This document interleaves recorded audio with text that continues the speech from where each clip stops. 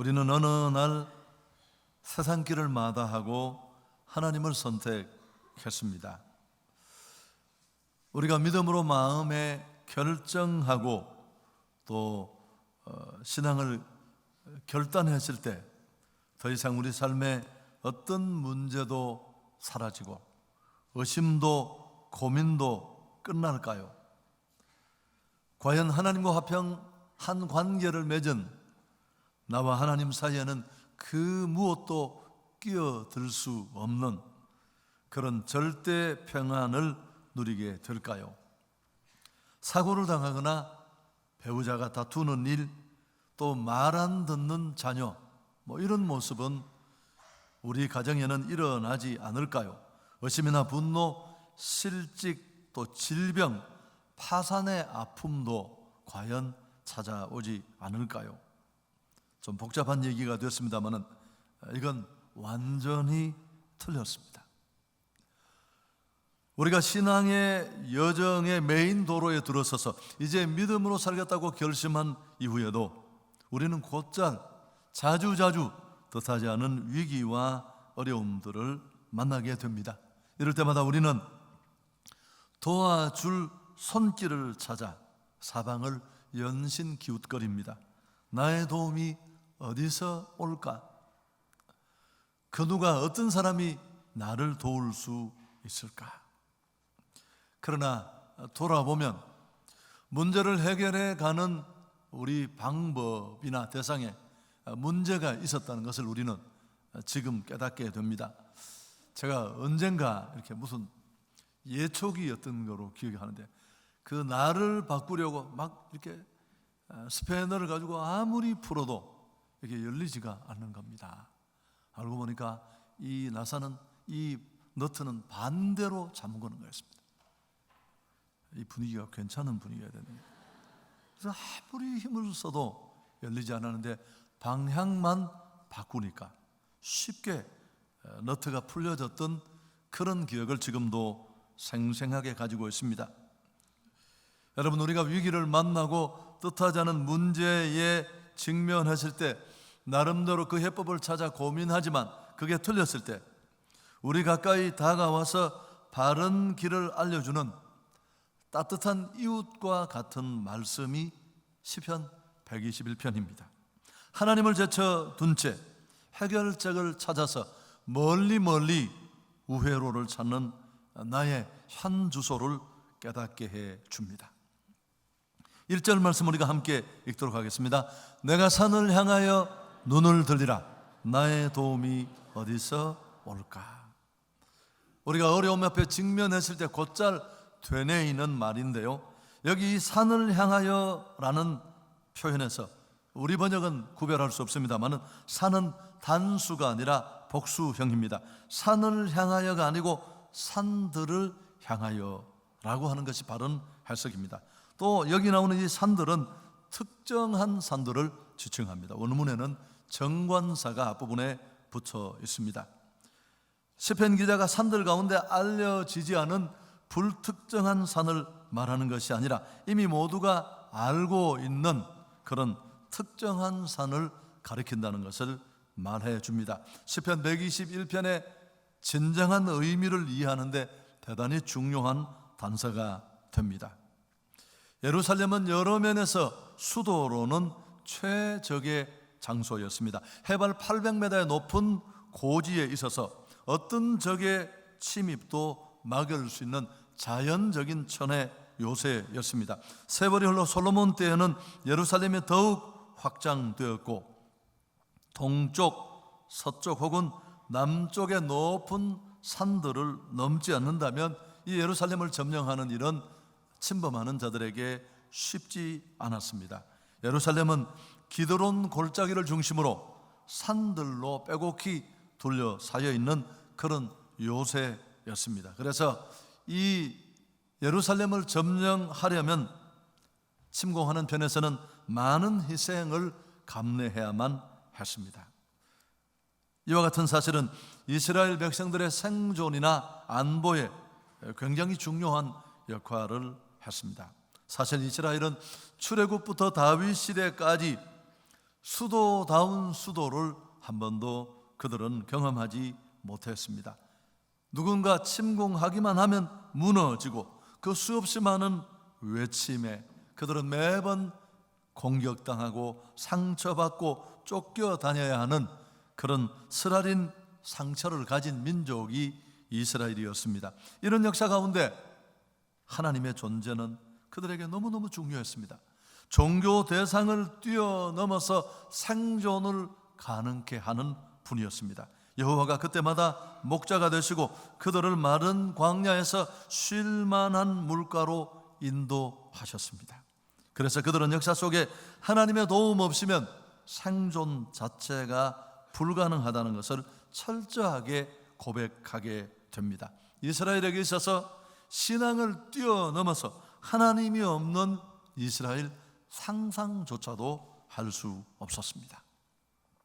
그러나 지금 현재는 상황이 많이 달라졌습니다. 왜냐하면 과거와는 달리 천혜의 요새라고 할 수 있는 바로 그 성읍에 그들은 머물고 있고 또 빽빽히 둘러싼 산들이 그들의 안전을 지켜주고 있습니다.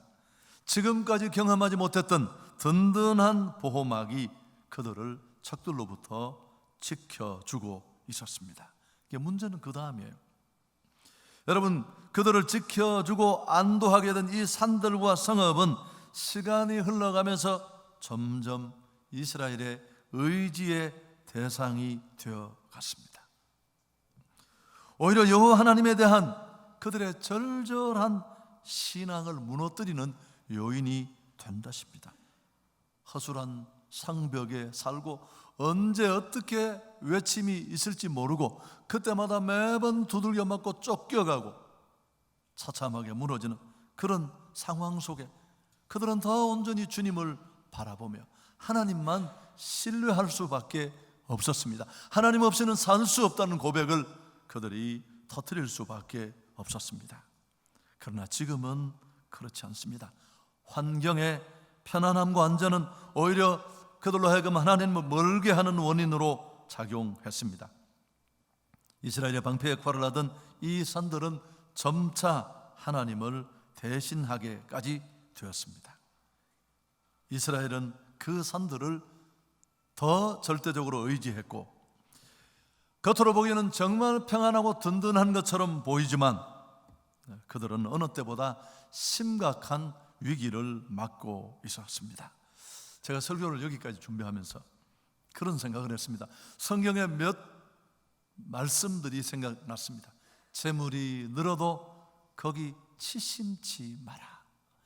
무언가 축복이 늘어나고 내 누림의 파이가 커지고 내 축복의 가지수가 많아진다는 건 한편으로는 너무너무 좋은 일이고 감사한 일이지만 또 한편으로는 내가 정말 중요한 것을 잃어버릴 수 있는 위기가 된다는 사실, 우리가 자칫하면 놓치기 쉬운 모습입니다.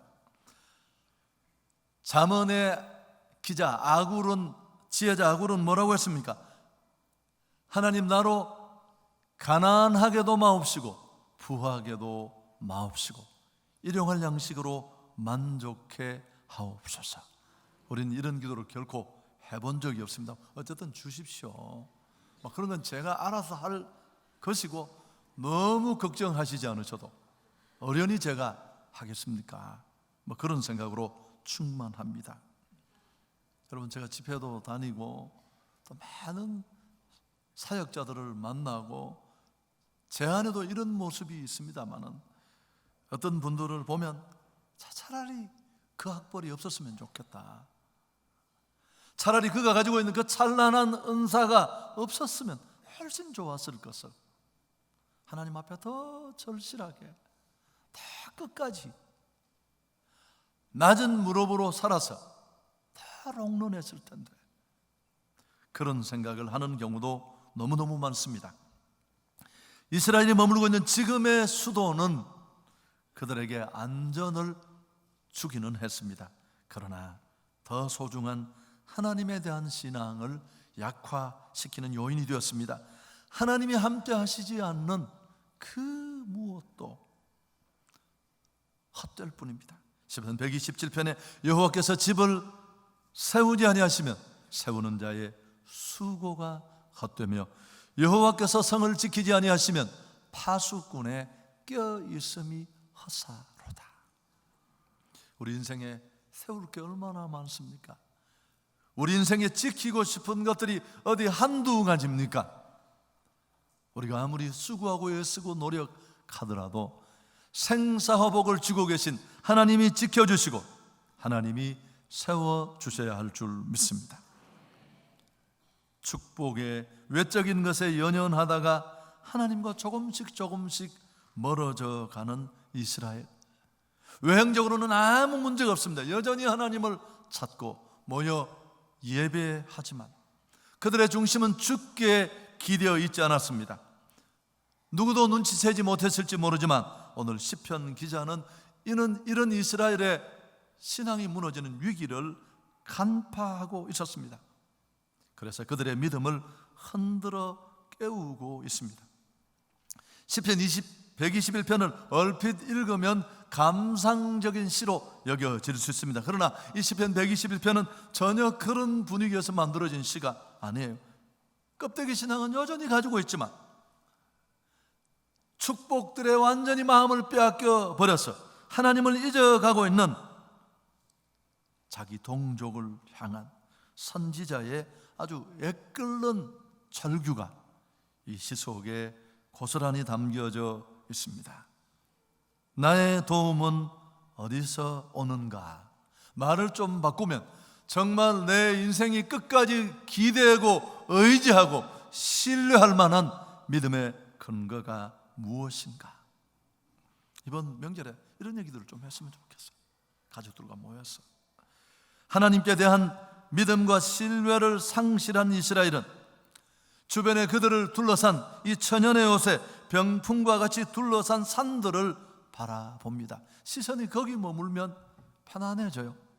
이제 어려움은 없겠지. 시인은 산들을 바라보고 있는 그들을 향해 외칩니다. 결코 그들의 도움은 그 산들에게서 오지 않는다고.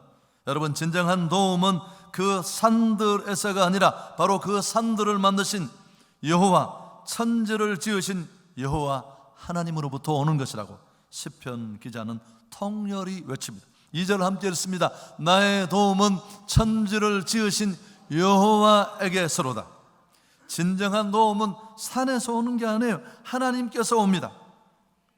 산이 아니라 그 산을 만드시라. 오늘 내가 누리고 있는 이 축복, 사람들이 존귀하게 여기는 그 자리, 그게 나를 지켜주는 도움이 되는 게 아니라 우리는 그 축복을 내게 주시고 그 복을 누리게 하신 여호와께로부터 진정한 도움이 온다는 사실을 잊지 말아야 할 줄 믿습니다. 오직 하나님만이 이스라엘의 구원이 될 수 있고 진정한 도움이 될 수 있습니다.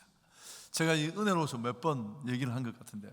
언젠가 우리 가정 예배를 드리면서 제가 시편 18편을 읽고 물었습니다. 우리 큰딸 도레미 양에게 우리가 누구의 도움을 받아야 되겠니? 답은 정해져 있었습니다.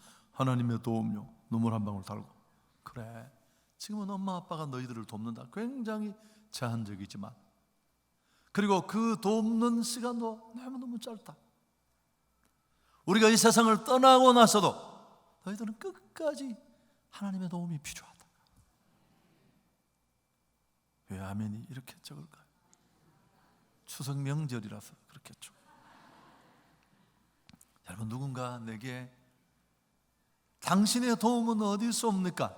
이렇게 묻으면 실제로 어떤 중형학자는 이 시편 121편을 의문문으로 주야하기도 했습니다. 당신의 도움은 어디서 옵니까? 라고 물으면 오늘 내가 엄청난 축복, 세상 사람들이 가치 있게 여기는 복된 은혜 자리에 던져져 있지만 우리는 주저함이 없이 나의 도움은 하늘과 땅을 창조하신 야훼 하나님으로부터 옵니다. 아멘. 다윗이 고백하는 것처럼 그는 목동으로 쫓기는 도망자 시절이 아니라 아무것도 없는 비천한 자리가 아니라 중근동의 절대 강자로 축복을 온통 누리는 그날에도 하나님 주밖에는 나의 복이 없습니다. 내가 끝까지 신뢰하고 기댈 분은 하나님 한 분뿐이십니다. 우리가 왜 그런 고백을 터에 놓아야 할까요? 여러분, 영원한 건 아무것도 없어요. 물질도 명예도 내가 누리는 그 어떤 유력한 축복도 금세 지나가요. 그러나 하나님의 은혜와 돌보심은 영원합니다. 하나님은 자기 백성을 끝까지 책임져 주십니다. 이 시편 121편을 우리가 후딱 읽었어요. 그렇지, 자세히 읽어보면 지키겠다, 책임져 주겠다, 이 샤마르라는 히브리어 무려 원문에는 8회가 반복됩니다. 우리 번역은 2번을 빠뜨려서 6번밖에 나오지 않습니다만, 이 단어는 주목하다, 주시하다, 보호하다, 책임지다.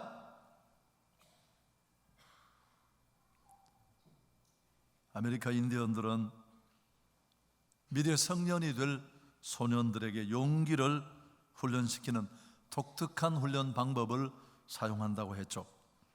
숲속에서, 그 맹수가 우글거리는 숲속에서 야생동물과 함께 밤을 보내게 합니다. 그러면서 담력을 키우는 거죠. 여러분, 그 시험을 받는 날 어린 소년들의 입장에 한번 되어 보십시오. 그 컴컴한 한밤중에 혼자 버려진 채 맹수가 우글거리는 그 깊은 속에서 아무도 그를 도울 수 없는데, 그러나 다음 날 날이 밝아 오면서 소년들은 깨닫게 됩니다. 자신들과 너무 가까운 곳에서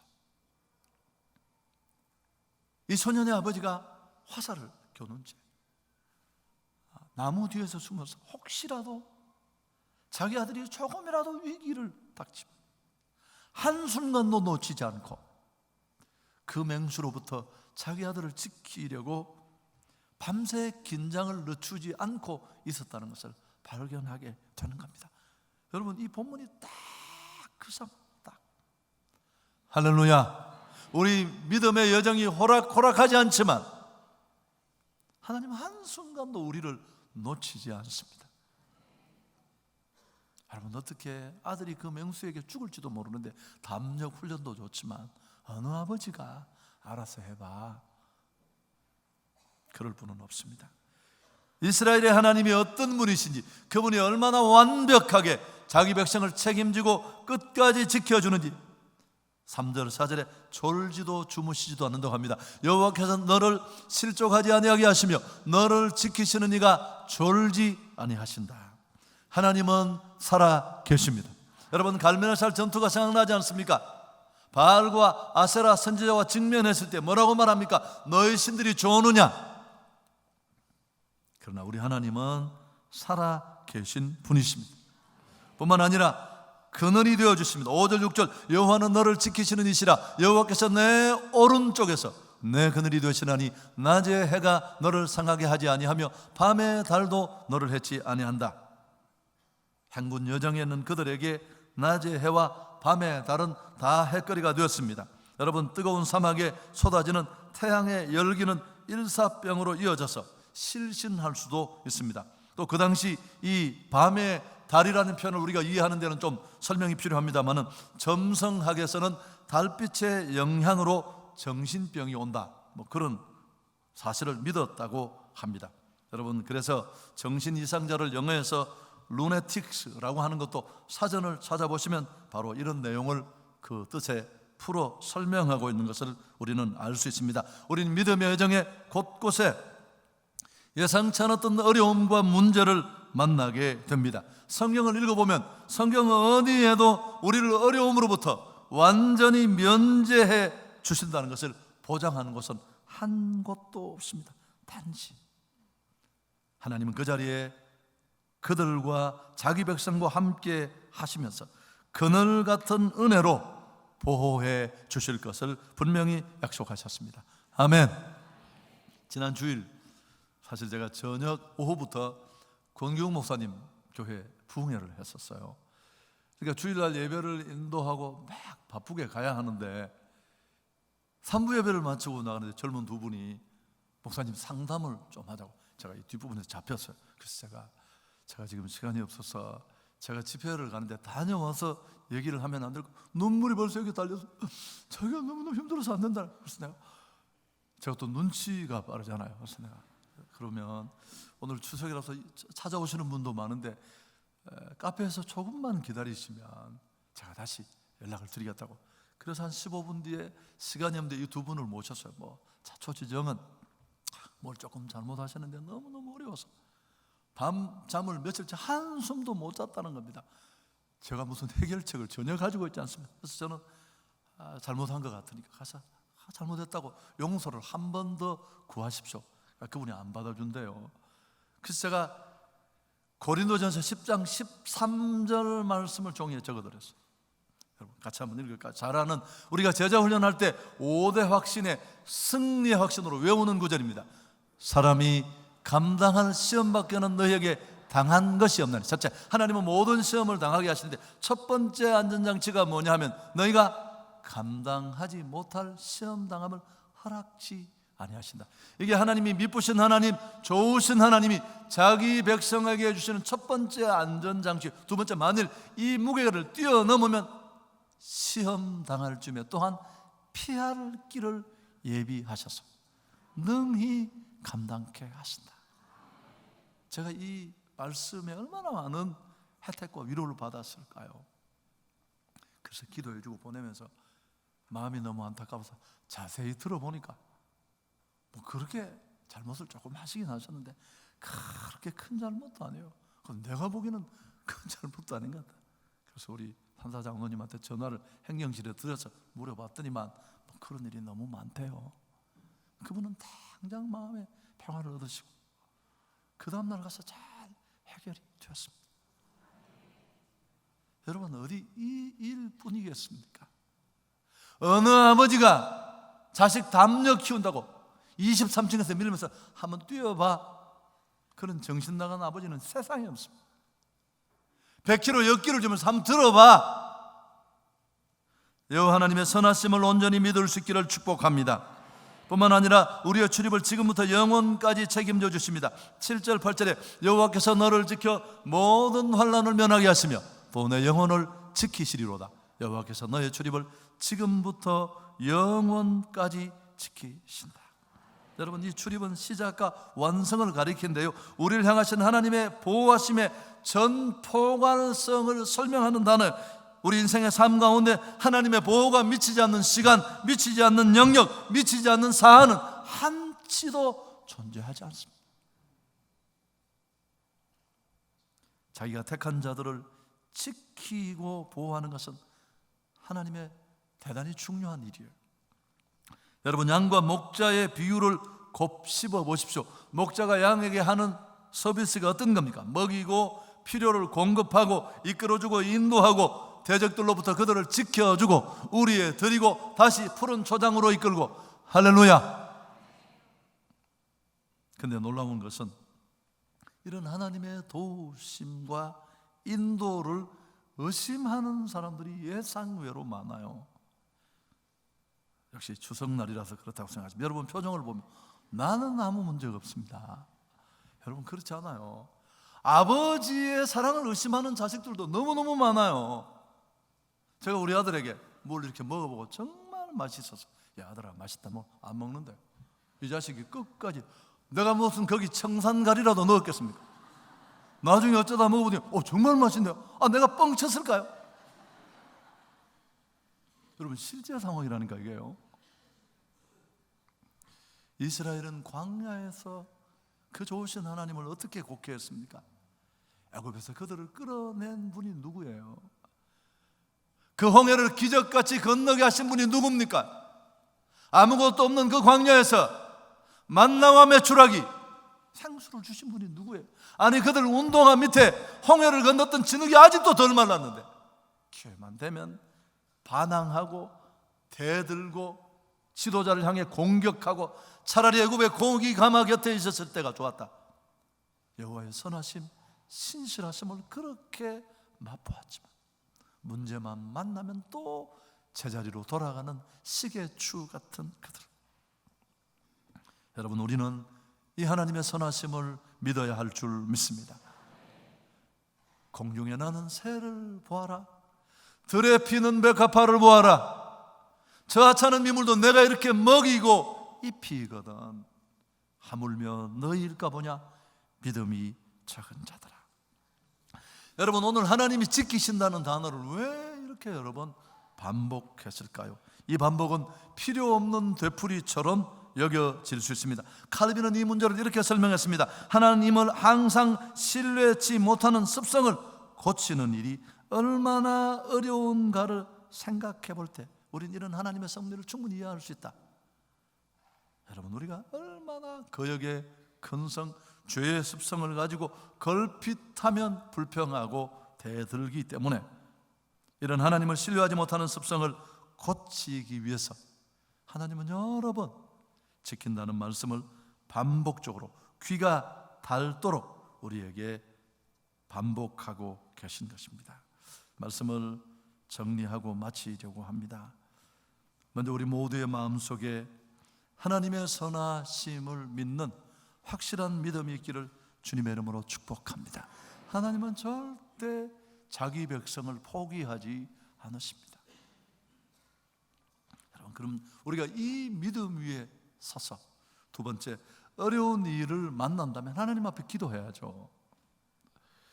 예상외로 우리가 구하지 않아서 얻지 못하는 경우도 많습니다. 내가 욕심을 내어도 얻지 못하며 살인하며 시기하여도 능히 취하지 못함으로 다투고 싸우는도다. 너희가 얻지 못함은 구하지 아니하기 때문이요. 내가 요절을 안 불러주면 요절이 안 나온다는 사실, 이게 야고보서 4장 2절이었습니다. 여러분, 꼭 하나님 앞에 기도할 수 있기를 축복한다. 그리고 마지막 한 가지만 더 말씀드릴 게 있다면, 정말 하나님의 선하심을 믿고 끝까지 내가 기대고 의지할 내 도움은 하나님뿐이라고 믿는다면 우리 내 누림의 축복이 많아질 때 첫째 주의해야 돼요. 교만하면 안 돼요. 없는 자처럼 살아야 돼요.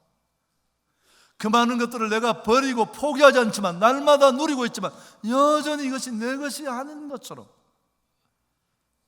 산을 바라보는 것이 아니라 그 산을 주신 여호와를 바라보아야 할 줄 믿습니다. 하나님, 이게 다 나의 은혜입니다. 마치 누리지 못한 자인 것처럼 그럼 롱런할 수 있죠.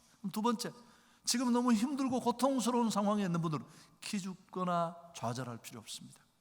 전능하신 하나님이 그 낮은 자리에 함께 하시는 줄 믿습니다.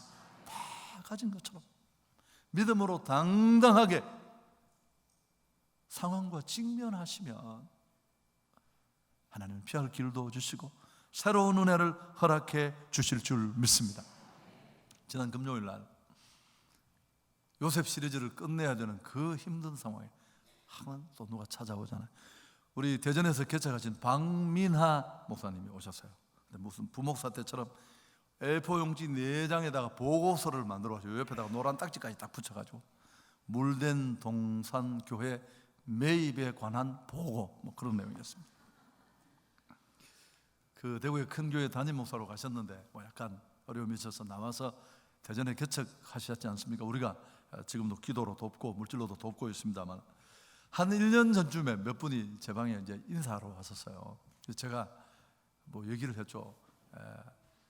힘들고 어려운 개척을 하지만 선하신 하나님은 반드시 좋은 길로 인도하신다. 너무 그 상황에 깔리지 말고 약간만 힘이 생기면 이렇게 시야를 조금만 돌리면 새로운 길이 열린다. 제가 예도 들었어요. 강릉에 있는 한 교회 예를. 그러더니만 뭐 박민하 목사님이 적더라고요. 4가지를 적었는 걸 다시 보여주더라고요. 가서 사모님과 그 얘기를 나누었어요. 대체적으로 사모님들이 믿음이 목사님보다는 낫습니다. 그래서 사모님이 운동을 하러 다니시다가 이 부동산 중개소 사무실 보고 기도하신 분이 가르쳐준 조언자고 들어가서 건물 없느냐고 물었습니다. 10억짜리 건물이 하나 있다. 10원도 없는 사람들이. 그래서 박 목사님한테 전화를 했더니 박 목사님이 살 수가 없으니까. 근데 결국 그 A4 용지 4장에 칼라 인쇄까지 되어 있는데 그 건물을 샀어요. 무려 4억 조금 더 주고. 여러분, 박민하 목사와 사모님은 신앙이 있는 분들입니다. 믿음 없는 사람이 누가 있습니까만, 퇴직하고 갈 때 그 얼마 받은 돈을 우리 교육자 중에 한 분이 개척하는 교회에 헌금하고요, 다 나누어 주고, 그러다가 자기도 계획하지 않은 더 어려운 개척을 시작하게 된답니다. 그래서 이 등기를 하러 갔더니만 공무원이 막 화를 내더래요. 아니, 목사라는 사람이 말이야, 이런 걸 이중 계약서를 써서 이렇게 다운 계약서를 쏘면 어떻게 하느냐고. 박민하 목사님이 그랬더니, 나 가난하지만 거짓말하는 목사 아니라고. 확인을 해보더니만 공시지가가 거의 7억이 가까이 되는 건물을 4억 몇천에 산 겁니다. 돈 하나도 안 들었어요. 뭐 이렇게 하여튼 그런 게 있습니다. 제가 지금 부동산 투기 얘기를 하고 있는 게 아니라, 믿음으로 반응하는 곳에 여전히 아주 섬세하게 그런 것까지, 싶은 것까지 도우시고 일하시는 하나님의 은혜를 나누고 싶습니다. 그래서 이 친구가 그걸 막 저한테 간증하고 싶어서 휴대폰 메모 보여주고 이걸 4페이지 분량의 보고서를 만들어 온 것입니다. 아멘. 여러분, 누가 날 돕지? 그렇게 생각하지 마십시오. 마지막 얘기 하나 더 하고 설교를 마치려고 합니다. 어떤 분이 있었는데, 우리 한국의 최고대 법대를 졸업하고 일찍 미국 가서 명성도 얻고 돈도 많이 벌어서 행복하게 살았습니다. 그런데 60세 때 갑자기 암이 찾아왔습니다. 자리에 눕게 되었습니다. 사회적인 지위도 있고 관계가 아주 많고 인맥이 있는 분이라서 지인들이 많이 찾아와서 그의 병을 위로했습니다. 하나같이, 여러분, 우리가 이런 병 만나면 가면 뭐라고 말합니까? 손을 꽉 잡아주면서 힘내시라고. 근데 그 소식을 듣고 또 지인 중에 목사님 한 분이 계셔서 그분도 찾아가서 힘의 도우심을 받으세요, 그렇게 위로를 했습니다. 그러자 똑똑한 이분이 물었습니다. 그게 무슨 뜻이냐고. 그러자 목사님은 그에게 하나님의 사랑과 예수 그리스도의 십자가를 통한 구원을 전했습니다. 그분은 예수님을 영접했고 하나님의 자녀가 되었습니다. 그 후에 이런 간증을 했대요. 모두가 암과 투병하고 있는 나에게 찾아와서 힘을 내라고 하는데 내가 이 몸으로 어떻게 힘을 내겠느냐고. 근데 목사님만 내게 힘의 도움을 받으라고 하셨습니다. 그것이 나에게 가장 기쁘고 힘이 되는 말씀이었습니다. 여러분, 어려운 사람 만나서 우리가 아자아자 파이팅, 뭐 우리가 힘이 어디 있어요? 다 짜버린 치약 빈 쭉지가 서서 내 인생 5분 뒤도 모르는 우리가 파이팅을 한다고 뭐 나올 게 있어요? 우리를 끝까지 도우실 분은 하나님 한 분뿐인 줄 믿습니다. 여러분, 하나님이 우리 인생의 위기를 주시는 것도 네가 정말 기대할 만한 것이 어딘가를 깨닫게 하기 위해서입니다. 물질에 그 신뢰하던 줄을 무너뜨리고 명예의 줄을 끊어버리고, 우리는 그 줄이 끊기는 날 처참하게 절규하잖아요. 제가 뭐라고 했습니까? 3일만 울자고요. 3일만. 지금까지 내가 그것 믿고 거기 매달려 살아온 내 인생이 너무 초라하니까. 그러나 손 툭툭 들고 에라이 잘 끊어졌다.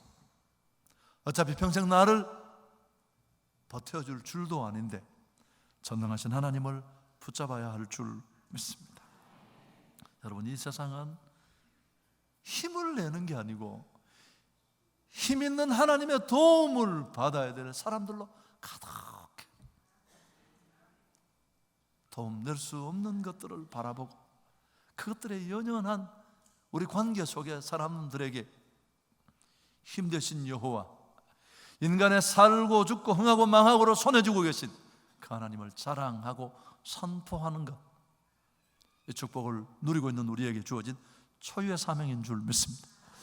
추석 명절에 오늘 혹시 이 설교가 마음에 정리가 됐다면 추석 명절 예배범을 떠나셔도 좋아요. 편안하게 가족들과 함께 이런 얘기를 하면서 주님의 사랑과 축복을 나누는 복된 명절이 되기를 축원합니다.